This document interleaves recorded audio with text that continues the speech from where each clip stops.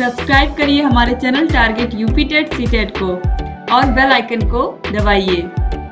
Hello friends, मैं रेनू स्वागत करती हूँ आप सभी का आपके अपने channel target UP TET C TET में। दोस्तों, आज की इस वीडियो में हम ढेर सारे शब्दों के विलोम शब्दों को पढ़ने वाले हैं। तो ये वीडियो बहुत बहुत इंपॉर्टेंट होने वाली है, क्योंकि ऐसा कोई एग्जाम नहीं होता है जिसमें विलोम शब्द ना पूछे जाते हो।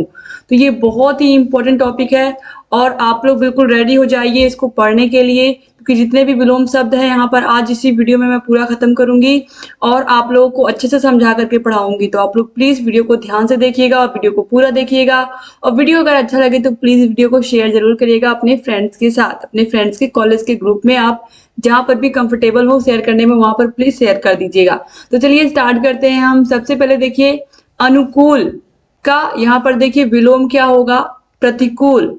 तो अनुकूल का मतलब क्या होता है कि ऐसी परिस्थिति जिसमें हम अपने आप को ढाल लेते हैं, और प्रतिकूल का मतलब ऐसी परिस्थिति जिसमें हम नहीं रह पाते हैं या वो परिस्थिति हमारे बिल्कुल प्रतिकूल होती है। जैसे एग्जाम्पल के तौर पर हम समझें कि हम अगर थोड़ी गर्मी है तो सह ले रहे हैं, थोड़ी ठंडी है तो सह ले रहे हैं, लेकिन अगर हमें माइनस टेम्परेचर में रहना पड़े तो वो क्या होगा, हमारे लिए प्रतिकूल परिस्थिति हो जाएगी रहने के लिए। -30 डिग्री सेल्सियस में अगर कोई रहने को कह दे तो वो क्या हो जाएगा, वो हमारे लिए प्रतिकूल परिस्थिति हो जाएगी। और अनुकूल क्या है कि हम 10 डिग्री सेल्सियस 20 डिग्री सेल्सियस इस पर हम सरवाइव कर सकते हैं, इस पर ये हमारे लिए क्या है, अनुकूल है।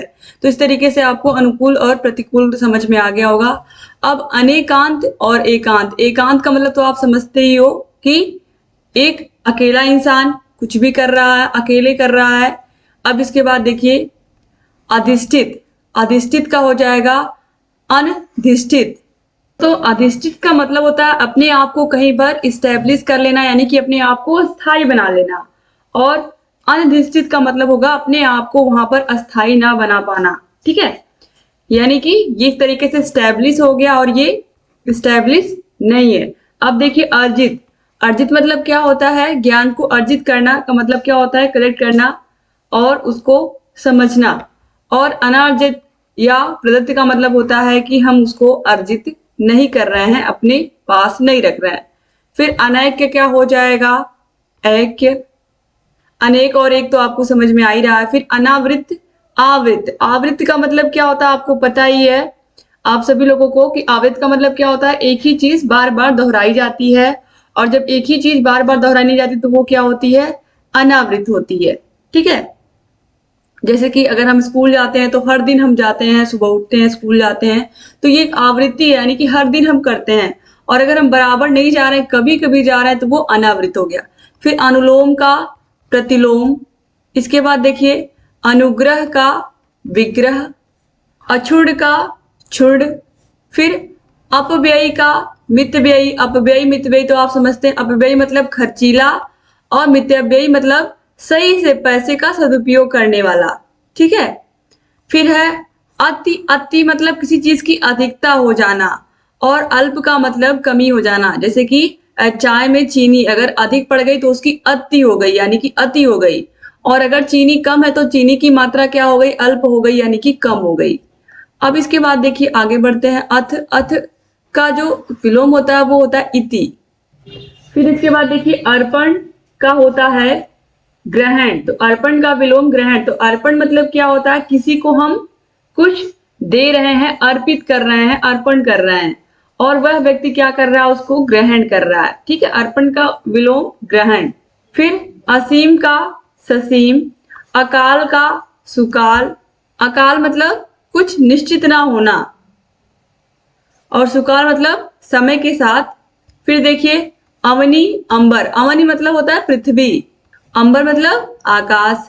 अतिवृष्टि का अनावृष्टि, और ये बहुत इंपॉर्टेंट है, कई बार आप लोगों के एग्जाम में पूछा गया है ये। अतिवृष्टि का अनावृष्टि, यूपी टेट में कई बार ये क्वेश्चन पूछा गया है। फिर देखिए अर्वाचीन का प्राचीन, ये भी बहुत इंपॉर्टेंट है, ये दोनों ही बहुत बहुत इंपॉर्टेंट है। अर्वाचीन मतलब नया और प्राचीन मतलब पुराना। तो अर्वाचीन का प्राचीन।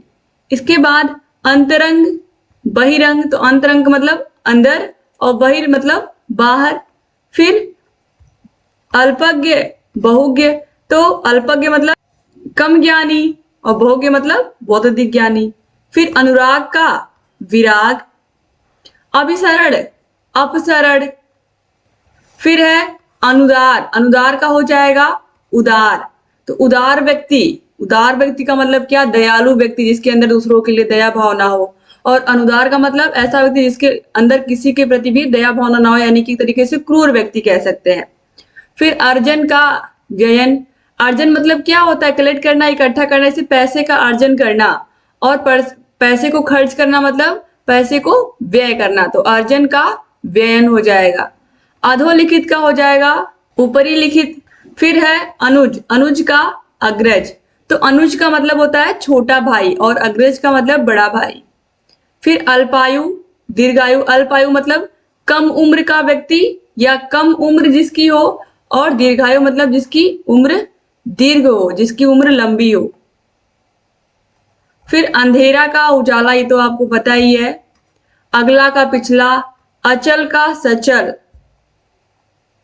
अंतर्मुखी का भी आपको पता है, बहिर्मुखी। अंतर्मुखी का मतलब ऐसा व्यक्ति जो अपने में ही खोया रहता है, वह दूसरों से ज्यादा बात नहीं करता है और वह अपने काम को चुपचाप करता रहता है और अपनी उसकी अपनी दुनिया होती है। बहिर्मुखी का मतलब ऐसा व्यक्ति जो समाज में लोगों से मिलता जुलता है, बातचीत करता है, लोगों की समस्याओं को सुनता है, जैसे कि नेता हुआ, और इसके अलावा हम कह सकते हैं कि शिक्षक हुआ।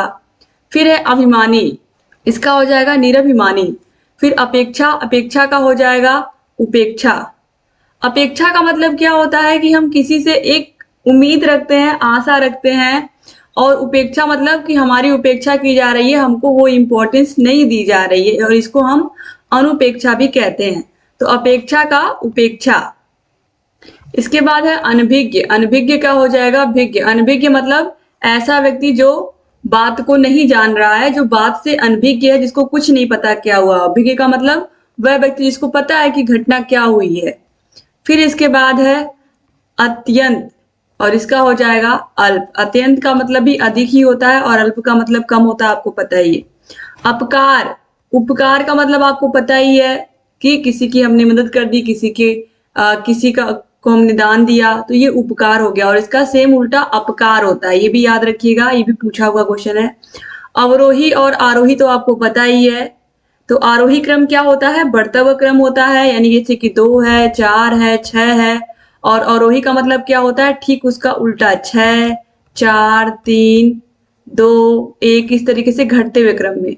तो आरोही क्रम का अवरोही या अवरोह का आरोह। अब देखिए अनाहूत, आहूत। अनाहूत का क्या होता है, आहूत होता है। तो आहूत में बस केवल यहाँ पर अना लग गया है, यानी कि यहाँ पे ना लग गया है।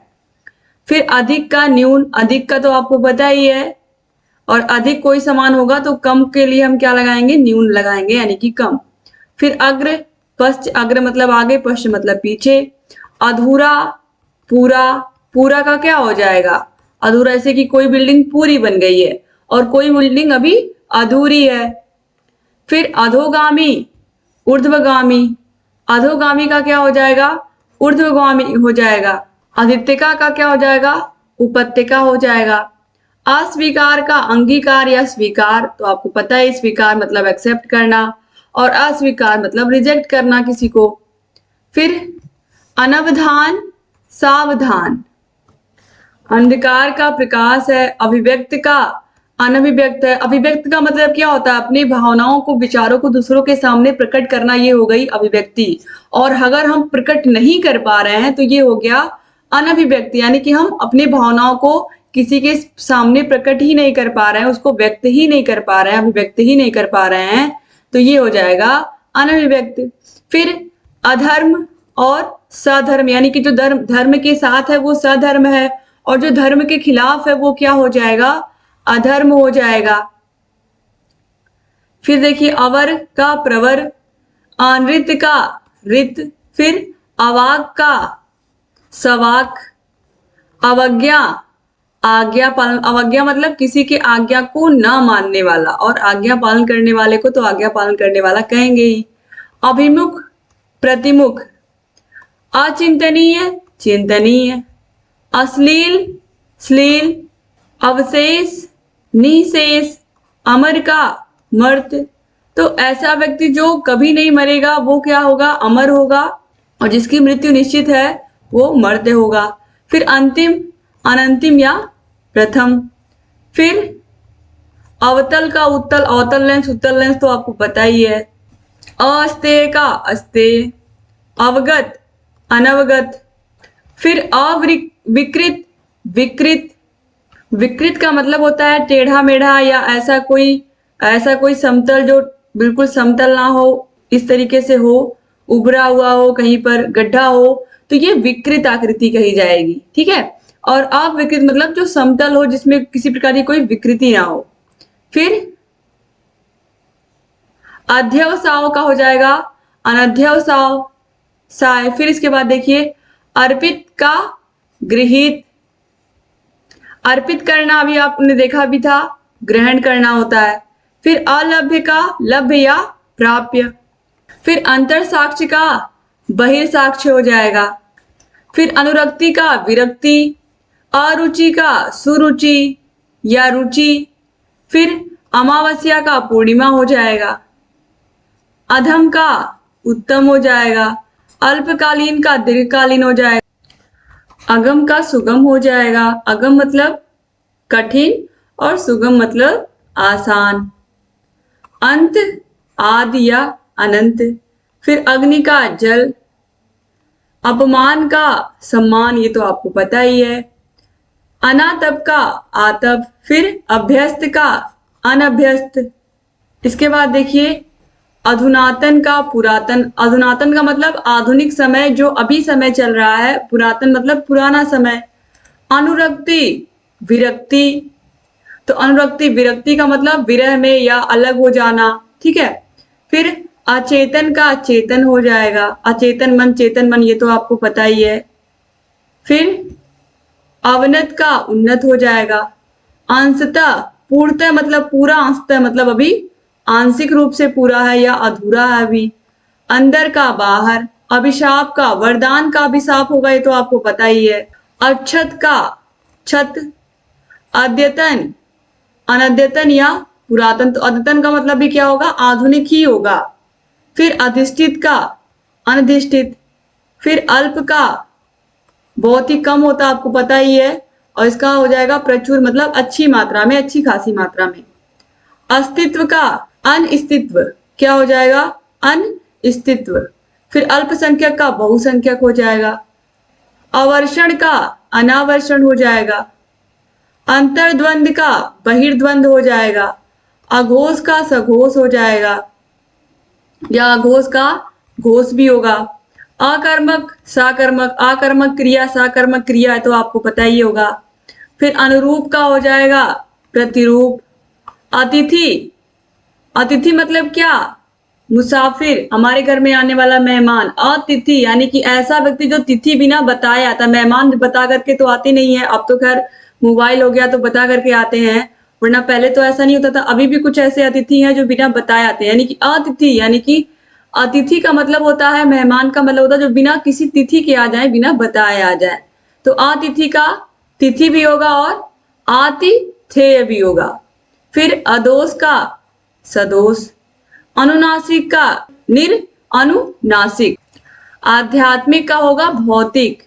आध्यात्मिक जगत, भौतिक जगत, जो हमारे आसपास जो हम जो भी चीजें देख रहे हैं, ये क्या है, भौतिक है। फिर आपत्ति का अनापत्ति। आक्रमण का प्रतिरक्षा। फिर आयोजन का वियोजन। आर्द्र मतलब गीला, शुष्क मतलब सूखा। आरूढ़ अनारूढ़। आवर्तक अनावर्तक या विवर्तक। आविर्भाव तिरोभाव। आकर्षण विकर्षण। इसके बाद आगामी का हो जाएगा विगत। आचार का अनाचार। आकांक्षा का अनाकांक्षा। आवरण का निरावरण। आवरण का मतलब होता है ढकना, जैसे कि कपड़े को भी हम क्या कहते हैं, आवरण कहते हैं। निरा आवरण का मतलब क्या होगा, बिना ढका हुआ। आपद निरापद। आरोहण अवरोहण। आवाहन विसर्जन। आवाहन का मतलब पहले हम बुलाते हैं, क्या करते हैं, बुलाते हैं, फिर विसर्जन करते हैं। जैसे कि जब दुर्गा पूजा होता है तो उसमें हम माता के का क्या करते हैं, आह्वान करते हैं, उनको बैठाते हैं, उनकी पूजा करते हैं, फिर क्या करते हैं, उनका विसर्जन करते हैं। फिर अपूरित रिक्त, फिर आहार मतलब खाना, निराहार मतलब बिना खाने के रहना, यानी कि आपने बहुत लोग से सुना भी होगा निराहार व्रत है, यानी कि आहार का क्या हो जाएगा निराहार। आकीर्ण, विकीर्ण, आकार, निराकार, जैसे कि ईश्वर का बहुत लोग मानते हैं कि आकार होता है और बहुत लोग मानते हैं ईश्वर का कोई आकार नहीं होता है, वो निराकार होता है। तो ऐसे लोग जो ईश्वर का आकार मानते हैं या ये कहते हैं कि ईश्वर का एक आकार है, ईश्वर इस तरीके के दिखते हैं, तो वे होते हैं जो ईश्वर को मानने वाले होते हैं। और ऐसे व्यक्ति जो ईश्वर को मानते हैं कि ईश्वर का कोई स्वरूप नहीं है, तो ऐसे व्यक्ति नास्तिक भी कहलाते हैं। फिर है आकुंचन, प्रसारण। आकुंचन का मतलब सिकुड़ जाना अपने आप में, और प्रसारण का मतलब फैल जाना। आडंबर, निराडंबर। आडंबर का मतलब तो आप ही समझ रहे हैं, धर्म के नाम पर बहुत सारे आडंबर होते हैं। और निराडंबर मतलब कि किसी प्रकार का कोई आडंबर नहीं। फिर आग्रह मतलब किसी से रिक्वेस्ट करना, और दुराग्रह मतलब किसी का अपमान करना। आर्स, अनार्स। आगम, अनागम। आत्म संशय, संशय का क्या होगा, कंफ्यूजन में रहना या कॉन्फिडेंस में रहना। तो आत्म संशय, आत्म विश्वास, तो संशय का अपोजिट क्या होगा, विश्वास ही तो होगा। या तो आप कंफ्यूज रहोगे या तो आप कॉन्फिडेंट रहोगे, दो में से एक ही चीज रहोगे एक समय में।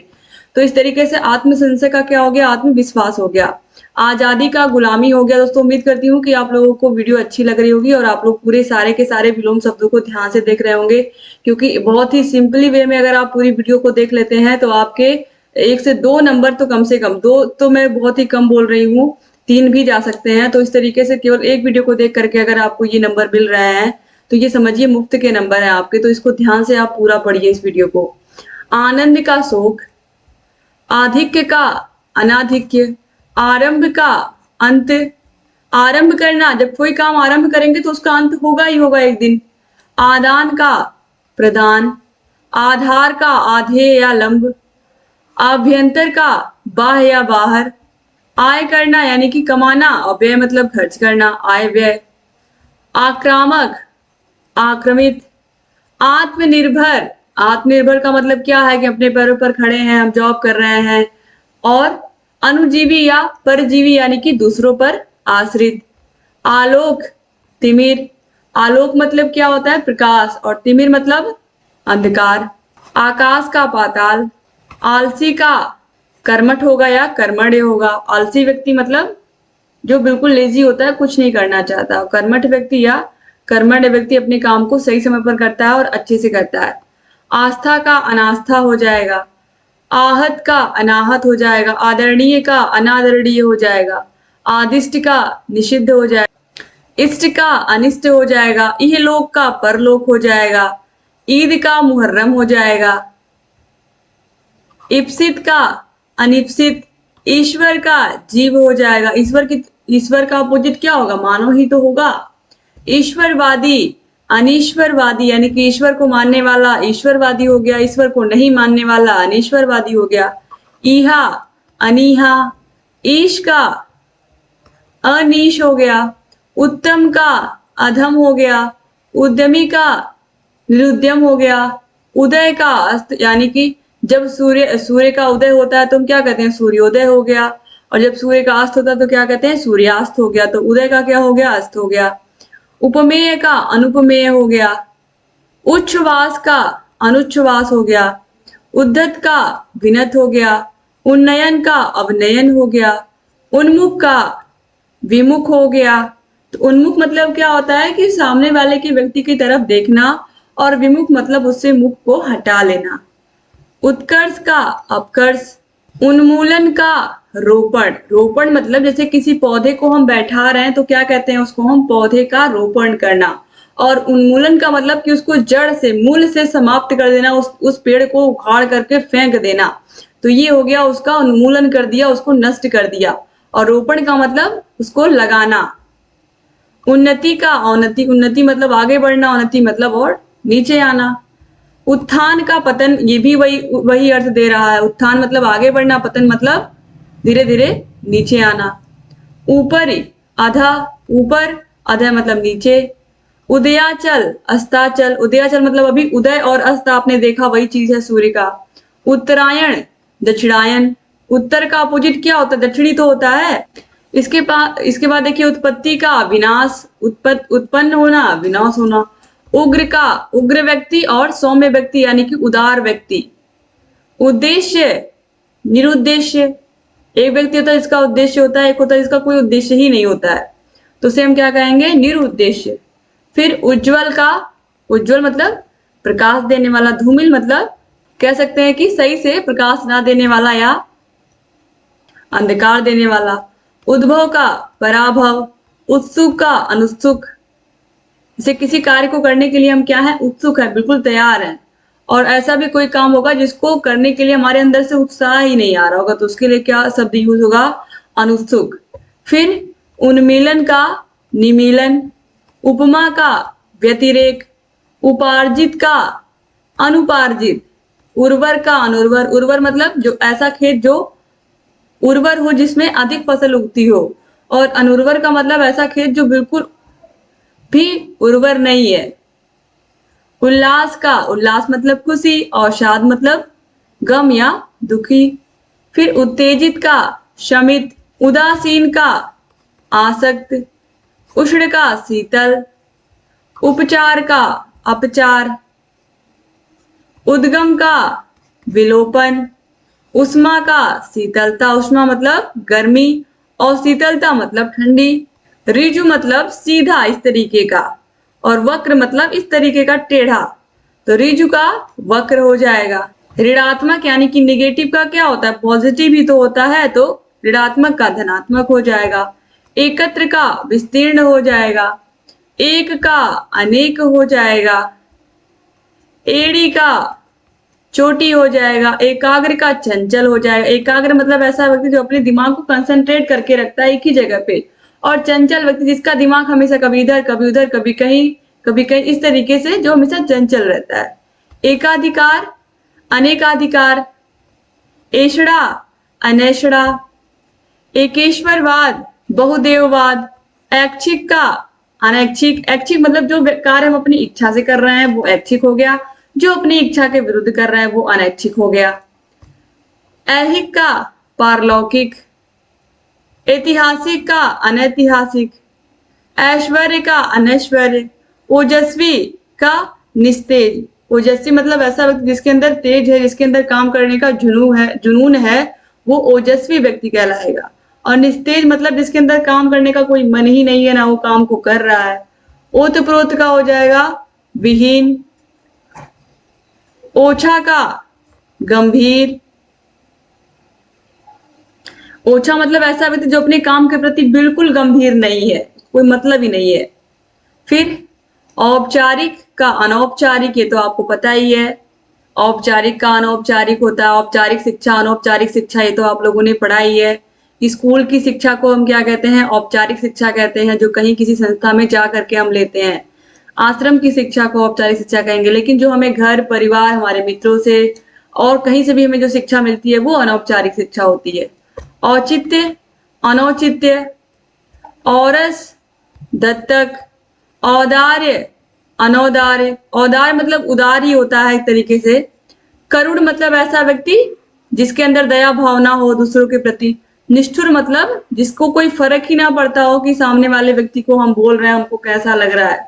कर्कश का मधुर, कर्कश ध्वनि यानी कि ऐसी ध्वनि जो बिल्कुल अच्छी नहीं लग रही हो सुनने में, जो बहुत ही बेकार हो। मधुर मतलब अच्छी लगने वाली मीठी ध्वनि। कथ्य का अकथ्य हो जाएगा। फिर कल्पित का यथार्थ, कल्पित मतलब क्या? कल्पना करना, इमेजिन करना।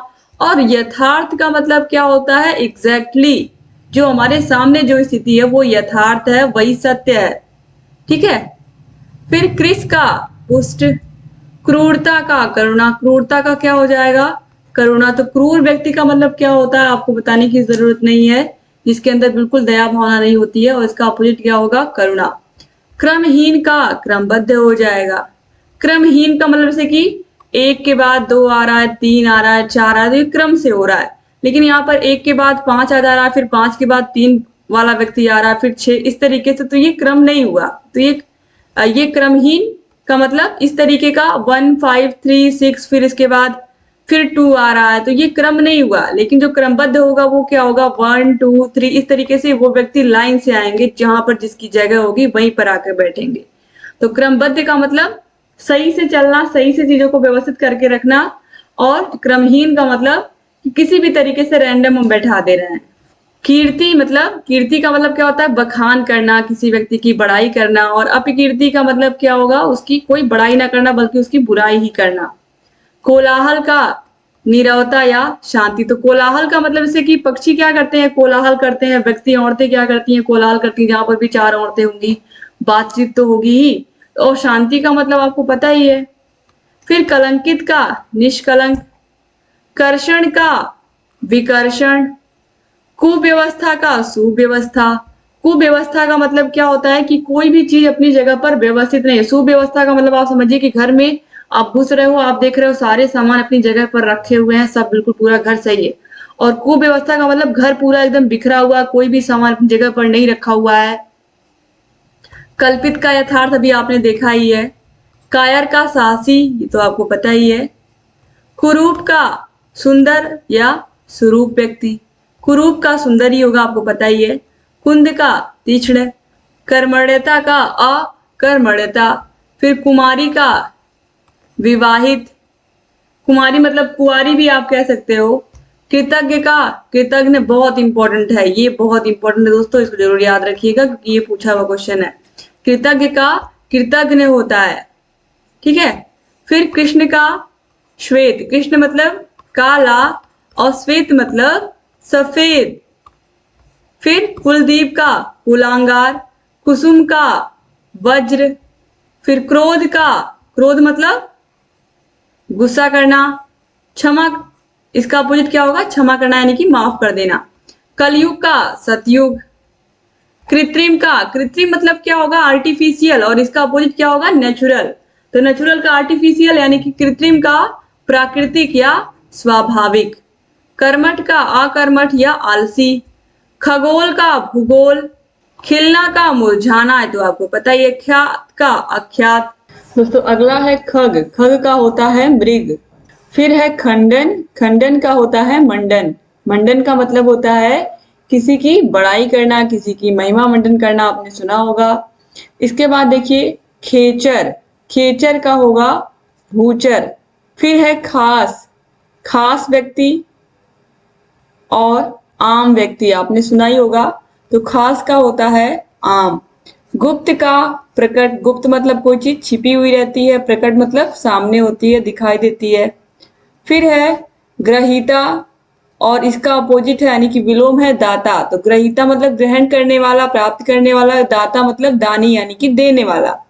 गहरा का छिछला, गहरा मतलब जिसमें गहराई होगी, छिछला मतलब जिसमें गहराई नहीं होगी, जैसे कि गिलास और कटोरी। तो गिलास क्या होता है इसमें गहराई होती है, और कटोरी क्या होती है छिछली होती है। फिर गमनीय, अगमनीय, गमनीय मतलब जा सकने योग्य, और अगमनीय मतलब नहीं जा सकने योग्य।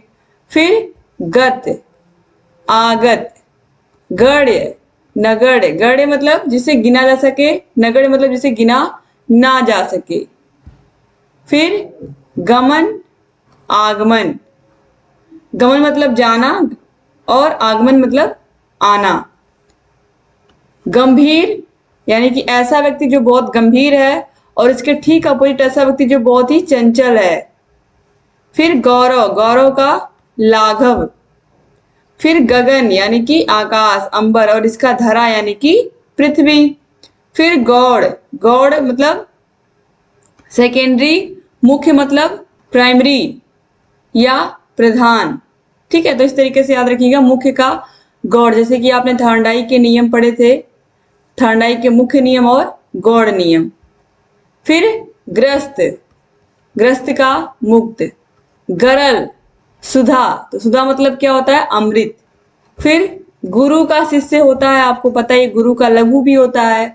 गुण दोष, किसी के अंदर का गुण निकालना, किसी के अंदर का दोष निकालना। तो इस तरीके से गुण का दोष हो गया। गेय का अगेय। गुणाढ़ का गुणहीन, यानी कि ऐसा व्यक्ति जिसके अंदर गुण भरे हुए हैं, और ऐसा व्यक्ति जो गुण हीन है। ग्राह यानी कि ग्रहण करने योग्य, रखने योग्य। त्याज्य मतलब त्यागने योग्य। फिर है गोपनीय, गोपनीय का विलोम होगा प्रकाशनीय। गरिमा का लघिमा। ग्राम्य का नगर, गांव का क्या होगा, शहरी तो होगा, शहर को नगर भी कहते हैं। गति का अवरोध, कोई वस्तु चलती जा रही तो उसका अपोजिट क्या होगा, रुकना ही तो होगा। तो रुकेगी कब कोई चीज, जब उसके आगे क्या आ जाएगा, कोई अवरोध आ जाएगा। तो गति का अवरोध। गृहीत का व्यक्त, ग्रहण करना और व्यक्त करना। ग्रंथित विकीर्ण। गुरुत्व लघुत्व, गुरु का लघु होता भी आपने देखा ही। गूढ़ प्रकट, तो गूढ़ मतलब एक तरीके से आप गुप्त ही कह सकते हो, जो छिपा हुआ हो और जिसको लोग जानते ना हो। प्रकट मतलब दिखाई देने वाला। गणतंत्र राजतंत्र। गणतंत्र आपको पता ही है, गणतंत्र जैसे हमारा देश है, क्या ये गणतंत्र है। और राजतंत्र ऐसा तंत्र जहां पर एक राजा होता है और सारी प्रजा उसकी बातों को मानती है। गद्य का पद्य होगा, आपको पता ही है, गद्य यानी कि जैसे कि कहानी लिखी हुई होती है, ये गद्य होता है हिंदी में, जैसे आप पढ़ रहे हो कहानी। और पद्य कविता, कविताओं को कहते हैं, दोहों को कहते हैं। गृहस्थ सन्यासी। फिर घना मतलब जिसकी डेंसिटी ज्यादा होती है, और विरल मतलब जैसे कि एक जंगल है जो बहुत घना है, तो घना जंगल मतलब क्या, कि आप जहां भी देखोगे बिल्कुल पेड़ पेड़ आपको सब जगह, अगर आप ऊपर से देखोगे तो पूरा पेड़ एकदम पूरा जंगल घना दिखाई देगा। और विरल का मतलब एक पेड़ यहाँ है तो एक पेड़ बहुत दूरी पर है, तो ये क्या हो गया, एक तरीके से ये विरल हो गया। ठीक है। तो घटक समुदाय। घरेलू बाहरी या वन्य। घटाना बढ़ाना, है तो आपको पता ही है। घात का प्रतिघात। घातक का रक्षक। घृणा का प्रेम। चरित्रवान चरित्रहीन। चतुर का मूढ़, चतुर मतलब चालाक, मूढ़ मतलब मूर्ख। चातुर्य मूर्खता यानी कि चतुरता और मूर्खता। चाटुकार स्वाभिमानी। चाटुकार का मतलब क्या होता है, किसी किसी को फुसलाना या किसी की बड़ाई करना, उसको खुश करने के लिए चाटुकारिता कह सकते हैं। और स्वाभिमानी का मतलब ऐसा व्यक्ति जो अगर सही होगा, सही को तभी सही कहेगा, किसी और के दबाव में अगर कोई चीज गलत हो रही है तो उसको वो सही नहीं कहेगा, जो चीज सही है उसी को सही कहेगा। जबकि चाटुकार व्यक्ति क्या कहेगा, वो गलत को भी सही कहेगा। फिर इसके बाद देखिए चांचल्य का स्थैर्य यानी कि चंचलता, स्थिरता। चेतन अचेतन। चिरंजीवी अल्पजीवी। चिरंजीवी मतलब जब किसी का जन्मदिन होता है तो हम उसको कहते हैं चिरंजीवी भव, यानी कि बहुत लंबी उम्र हो तुम्हारी। और अल्पजीवी का मतलब क्या होता है, बहुत ही थोड़ा टाइम। अल्प मतलब कम होता है, आपको पता ही है। चित्त अचित्त। चिंता प्रसन्नता। चिरंतन नस्वर। च्युत अच्युत। चोर साधु। चर्चित अचर्चित। जोड़ का घटाओ। छात्र का शिक्षक, ये तो आपको पता ही है। छंदबद्ध छंद मुक्त, यानी कि कुछ कविताएं कुछ दोहे होते हैं जो छंदबद्ध होते हैं, कुछ छंदबद्ध नहीं होते हैं, उन्हें हम छंद मुक्त कहते हैं। छुटकारा बंधन। छल का सारल्य या निश्चल। छादन प्रकाशन। छाया आतप। छाह धूप। छद्म व्यक्त।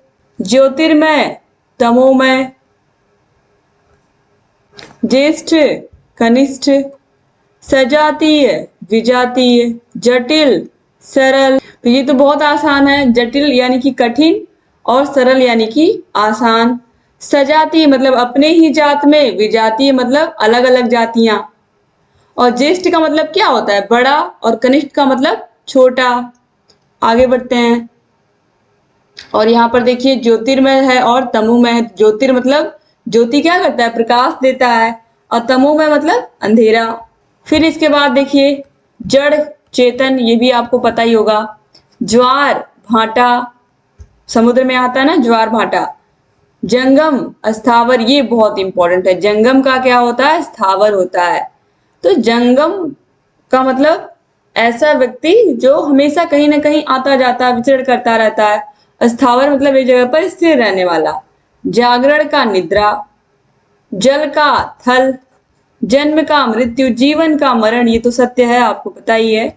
जीवित का मृत, जागृत का सुषुप्त, जागृत ज्वालामुखी और सुषुप्त ज्वालामुखी आप लोगों ने पढ़ा होगा, तो यही है। इसके बाद देखिए, जननी, जनक, ज्येष्ठ, कनिष्ठ, अभी आपने देखा है। जितेंद्रिय, इंद्रियासक्त। फिर जय का पराजय, जय मतलब जीतना, पराजय मतलब हारना। फिर ज्योति का तम, जागृति का सुसुप्त या सुसुप्ति, झूठ का सच, झोपड़ी का महल, टकसाली का सामान्य, टीका का भाष्य, ठोस का तरल, डिग का अडिग और ढंग का बेढंग या कुढंग। फिर है ढाढ़स, ढाढ़स का त्रास और ढीठ का विनम्र।